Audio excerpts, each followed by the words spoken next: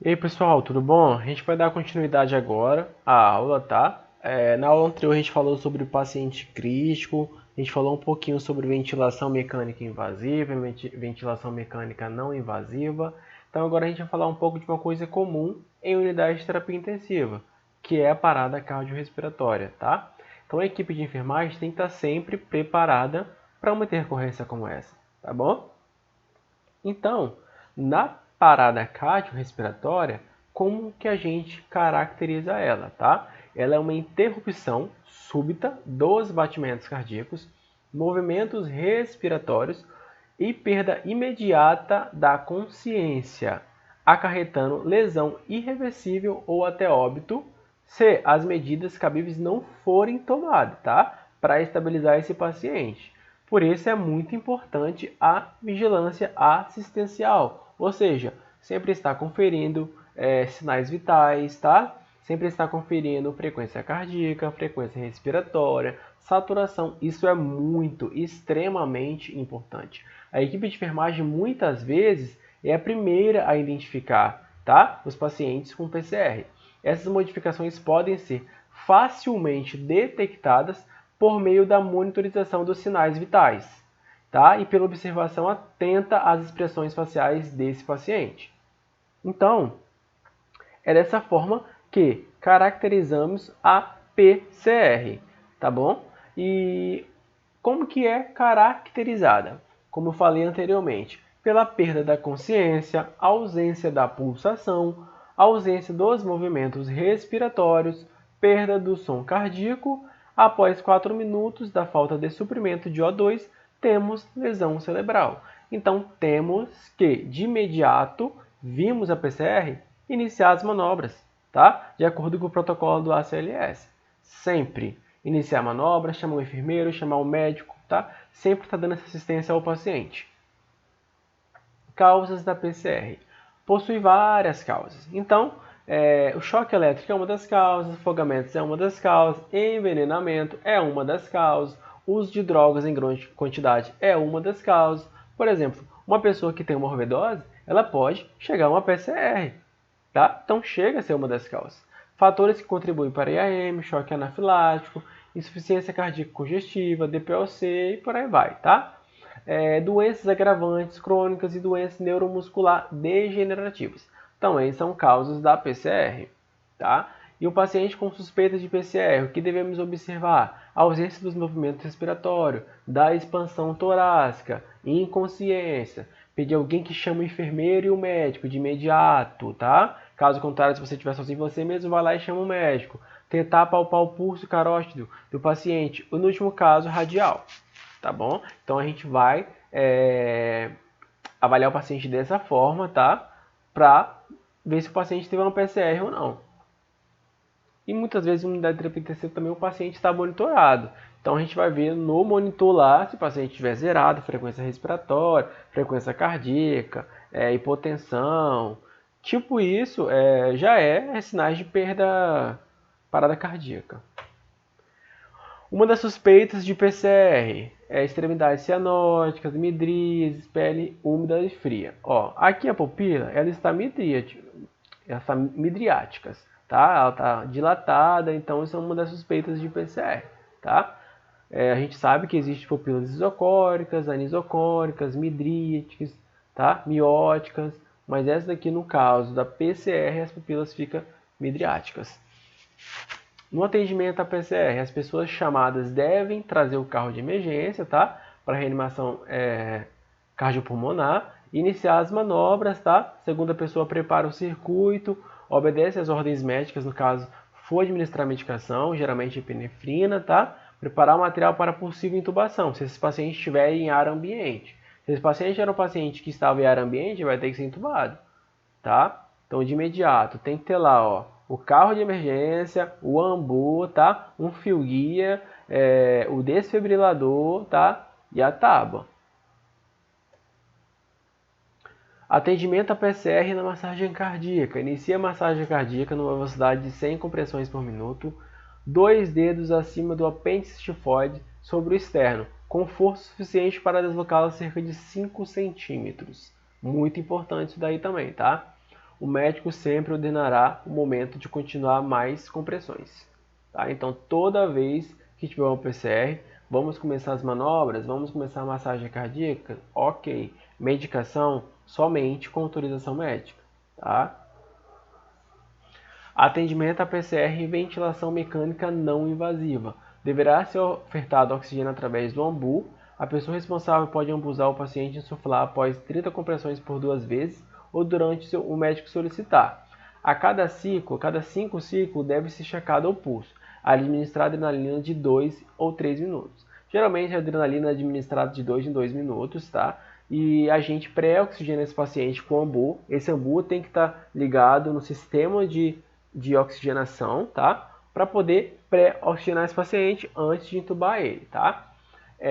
Antes disso, como eu disse anteriormente, tem que estar tudo preparado, o carro de parada tem que estar preparado, tem que ter um fio guia, tem que ter o gel, tem que ter o desfibrilador, tá? Tem que ter a tábua, tem que ter os laringoscópios, todos testados. Mas geralmente, na unidade de terapia intensiva, a gente todos os dias testa os laringoscópios. Atendimento a PCR desfibrilador. Caso o paciente esteja fibrilando, recomenda-se o uso do desfibrilador.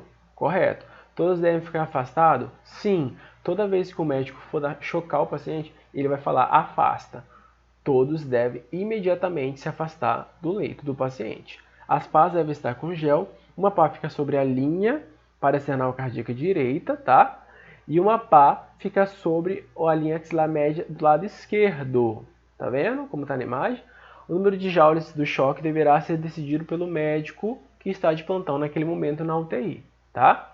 A ventilação mecânica invasiva por meio de intubação endotraqueal. Tá? Manutenção de uma via aérea pérvia e a oxigenação adequada dos tecidos. É um procedimento de passagem de um tubo endotraqueal através da boca em direção à traqueia. Tá? Então a intubação funciona dessa forma. Aqui está um tubo, aqui está o laringoscópio. Tá? Indicações para intubação endotraqueal: broncoaspiração, parada cardiorrespiratória, apneia, ferimento craniano fechado, procedimento cirúrgico, comprometimento evidente ou potencial de via aérea. Você lembra que no vídeo anterior, na aula anterior, eu falei que quando o paciente vai fazer um procedimento cirúrgico, quando faz anestesia de hack, essas coisas, precisa ser intubado, entendeu? Esse paciente precisa estar com um neurológico muito bom. Se é um paciente que está sobre sedação, ele não vai conseguir respirar por conta própria. Então, ele precisa de estar em uma ventilação mecânica invasiva. Então, por isso aqui está falando, procedimento cirúrgico, anestesia.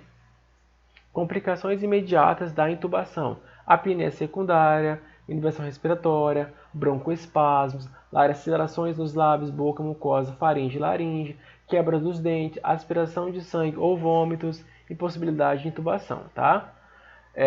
Então, por isso que esse paciente, sempre a gente tem que estar atento à aspiração desse paciente. Por quê? Porque esse paciente pode broncoaspirar com dieta, pode broncoaspirar com secreção, com tudo isso.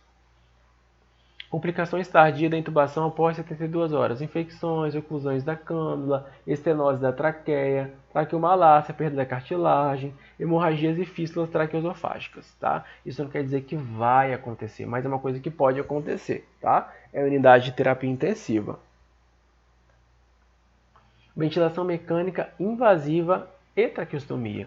Orifício realizado na traqueia, como vocês estão vendo aqui na imagem, tá? Através de uma incisão cirúrgica. Permite entrada e saída de ar, maior facilidade de limpeza, tá? Então, traqueostomia é um procedimento realizado quando o paciente está entubado por um determinado tempo e às vezes o médico opta por fazer uma traqueostomia, tá?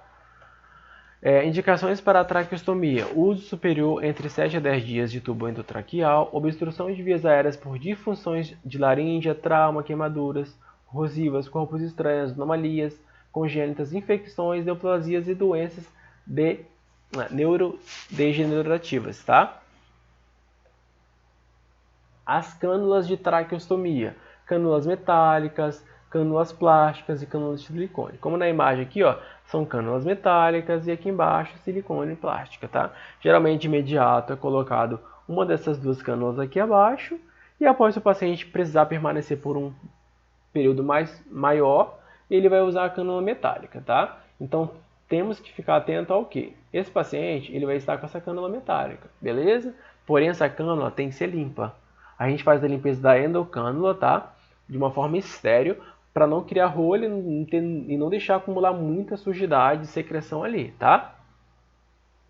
Aqui é um orifício de traqueostomia. As complicações da traqueostomia: sangramento, mau posicionamento da cânula, laceração traqueal, lesão nervolaríngeo e obstrução. Pode ocorrer obstrução. Se a gente não aspirar o paciente da forma correta, da forma que tem que ser feita, vai obstruir, vai gerar rolha. E isso pode ser uma complicação séria para esse paciente. Então a gente tem que estar sempre atento a isso. Procedimento de aspiração. Existe procedimento de aspiração aberto e procedimento de aspiração fechado. Agora, nessa pandemia que a gente teve do novo coronavírus, a gente trabalhou muito com o sistema de aspiração fechado. Por quê? Porque o Covid-19 é uma doença causada por, que gera aerossóis. Então a gente meio que aspirava esse paciente, temos que aspirar esse paciente por um sistema de aspiração fechado. Eu vou estar explicando no vídeo. Mas aqui, nessa imagem, a gente pode ver que é um sistema de aspiração aberto, tá? Eu não sei o que está sendo aspirado aqui, tá? Acredito que não seja traqueia, traqueostomia, tá? E nem tubo, porque é um procedimento estéreo. Aspiração de tubo endotraqueal ou traqueostomia. Evita obstrução, queda de saturação, secreção visível ou na ausculta, e após o banho, imobilizações, após realizar a fisioterapia. Então a gente tem que aspirar o paciente nesses momentos, tá? Isso vai ofertar um conforto melhor para o paciente, tá? Porque o paciente, para ele estar saturando bem, ele precisa ter uma respiração boa. Então se o paciente tiver com rolha ali, alguma coisa obstruindo, não vai ser legal. Então isso vai prejudicar o paciente. Então temos que sempre estar atento a isso. Lembra quando eu falei de sistema de aspiração fechado?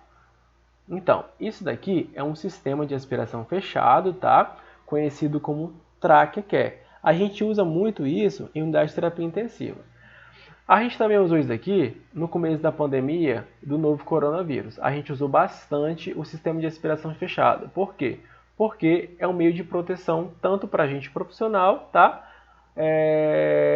Para todos ali do setor de unidade de terapia intensiva, por o vírus ser um vírus que gera aerossóis. Tá? Então aqui, no sistema de aspiração fechada, a gente tem uma sonda, tá? De silicone aqui, uma sondinha, e essa sondinha tem uma numeração. Você está vendo que essa sondinha tem várias numerações? Então, a gente vai introduzir essa sonda no tubo orotraqueal, tá? Mas a gente vai introduzir a sonda até a numeração que está no fixador de tubo. O fixador de tubo ele é amarrado em uma numeração do tubo, tá? Então a gente vai pegar essa sonda e vai introduzir até a numeração que está lá. Por quê? Porque se a gente introduzir toda essa sonda aqui, ela pode lesionar a carinha traqueal do paciente. Isso pode ser prejudicial para esse paciente, entendeu? Aqui na imagem a gente vê o sistema de aspiração fechado. Essa parte aqui é a parte que é acoplado ao tubo, tá? Quando o paciente está em ventilação mecânica invasiva. Essa parte aqui, verde, é onde a gente aciona o vácuo. Essa ponta é onde a gente conecta o extensor de aspiração, tá? Onde que vai, pelo extensor, vai puxar para o sistema de aspiração lá que a gente vai montar no box. E aqui é onde a gente vai destilar e vai lavar o sistema. Entendeu? Agora eu vou explicar para vocês por um vídeo como que é feito a aspiração de sistema fechado. No vídeo a gente pode ver aqui um paciente, tá vendo?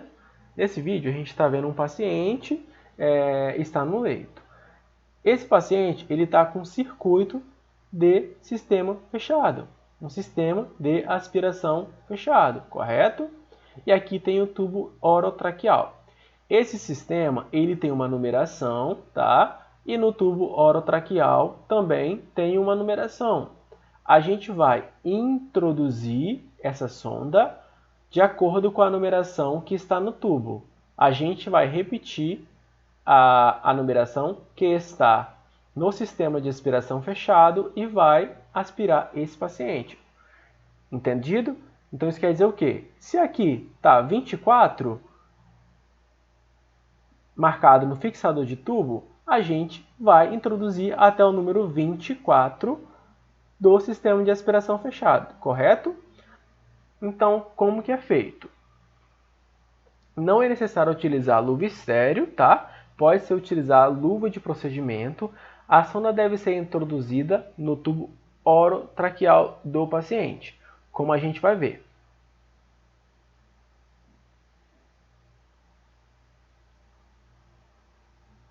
A gente vai acionar agora o sistema de vácuo. Ele vai puxar. Então a gente vai retirar essa sonda, tá? Após a gente retirar essa sonda e terminar de fazer o procedimento, que a gente vai fazer a limpeza dele, do circuito, a gente utiliza água ou soro fisiológico. Então a gente posiciona e instila esse sistema e aciona o vácuo, tá bom? Assim não corre o risco de lesionar a carina do paciente quando é introduzida da forma que eu falei, tá? Então, lembrando, a gente vai introduzir o sistema de aspiração até a numeração que está no tubo. Se no tubo está com a numeração 24, vou introduzir até a numeração 24 do sistema de aspiração, tá? Para assim não lesionar a carina do paciente. Eu espero que vocês tenham gostado dessa aula e até a próxima, tá, gente? Eu vou marcar aqui as próximas aulas e vou passando para vocês de acordo com o nosso cronograma.